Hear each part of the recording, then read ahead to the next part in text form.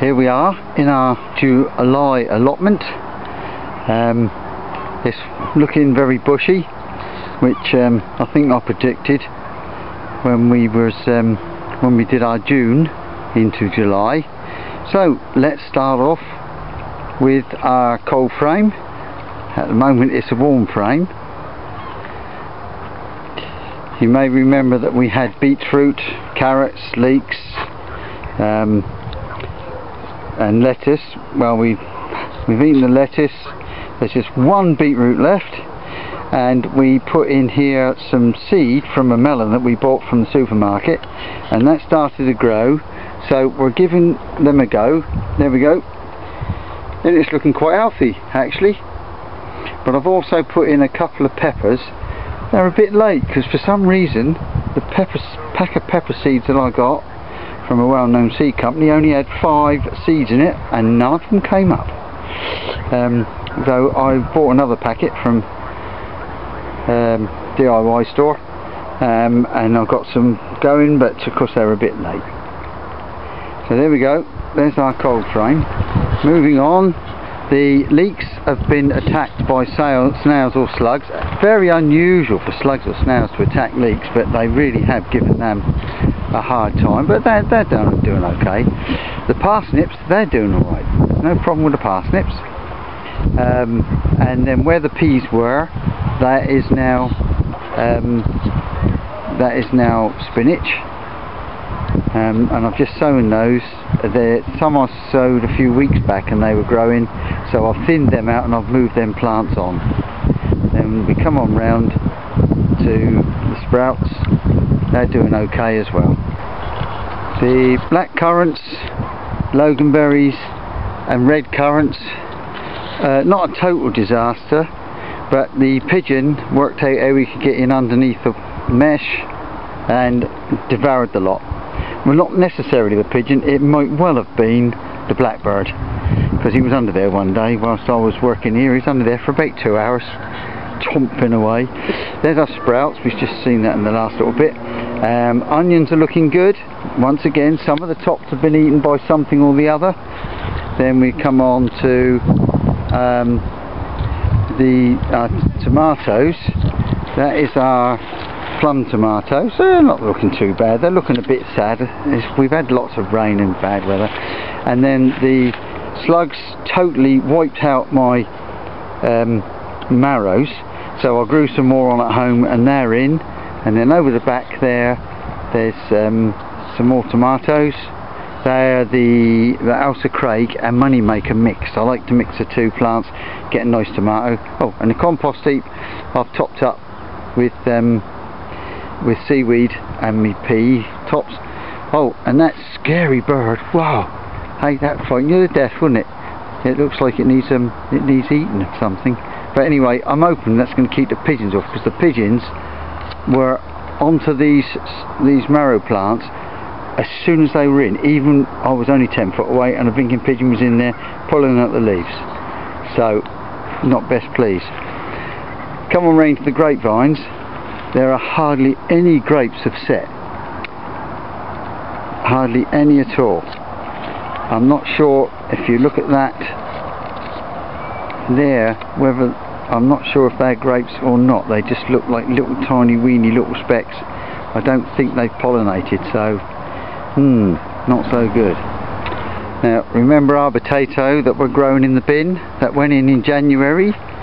There's still a potato there, it's still got leaves on, so I'm going to let it go its full run and then tip it out, and I'll just put that on a video and you can see if that don't work, then growing potatoes in a bin are a waste of time. I've got a feeling that that's going to be okay. I'm quite optimistic.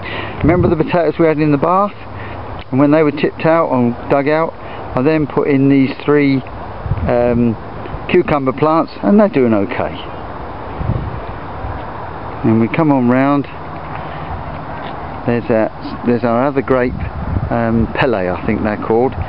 They're a sweet grape, but once again I'm not sure that any of them set at all. They're just little tiny dinky grapes on there, the same as the main crop of grapes. Okay, moved on. We've got our shallots. As I say, they've always looked good, they've always looked as though they're doing the right thing, and they look okay now, even though some of them have several, like 6 shallots on there, and some have only got 1 or 2. Not sure about that. And then next to that is our beetroot, which seemed to come up one lot and then another lot. Though I did sow them at different intervals, but it's almost as though some come up and some sit and wait, and then they come up, and I've got a couple of nice self-sown sunflowers there anyway. I've also, tongue-in-cheek, put another row of, I dug some potatoes out of there, and I've put another row of beetroot. Potatoes, some have died back, some haven't. I've dug a few. I've dug a few Isle of Arran. They're small, lots of potatoes on a plant, sometimes a dozen, but they're only small, about twice the size of a walnut, which they're quite pleasant potatoes, but not what I was expecting. And I think that's down to the very dry spring, very dry and hot. We had 2 or 3 weeks, and then we had all that torrential rain for ages. But well, we'll see. We've got the Jaziri there, they've only just started to die back, and then there's very late Isle of Arran there. I'll put them in later. They're not so bad. Then there's our second row of peas. I can't remember where I planted them, you'll have to look back at the other videos. They're producing well, so hopefully. Then we come on to here in front our courgettes, and as you can see they're doing well. That courgette is almost a marrow, but well, really depends on how you want to eat them. Sometimes they're nicer if they're left to get a little bit bigger. A bit of tongue-in-cheek coriander there. It really wants to be done inside, growing inside. Then we come along to our 3 sisters. This is called, I believe, that's our pumpkins growing in amongst sweet corn, and alongside of the sweet corn we've got beans. And there is a bean there. I sowed the beans, and there's one there just showing through. So let's hope the slugs don't get them. Slugs and snails this year have been unbelievable. Then over the back there we've got our squash, and they're doing okay. Let's see if we can go that way without making you too dizzy. Yeah, look at that, they're going nicely, and there's a few squashes in there somewhere. And then of course our loyal apple tree that we thought wouldn't take, and it's taken nicely.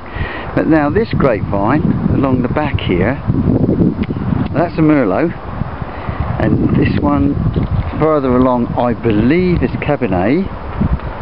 It's got grapes on it. So it won't be a total disaster this year. And then we've got a few French beans here, which are doing very nicely. I shall have a picking of those in a minute. And then last but not least is our couple of rows of carrots we put in beginning of July. They're all up and looking nice too. Then we've got a little row of asparagus there. And lastly, our pond, coming rain slowly, not to make you dizzy. Our pond is really getting overgrown. I think I might have to do a bit of work in there, but I haven't seen any little baby frogs this year. So there we go. Oh, behind the grapevine is of course some more potatoes in bins. So that's our plot. Let's swing round very, very gently. Oh, we got a couple of nice cheerful sunflowers there as well, look. There we go. There's the whole plot, looking very leafy. And we'll see you in August. Bye.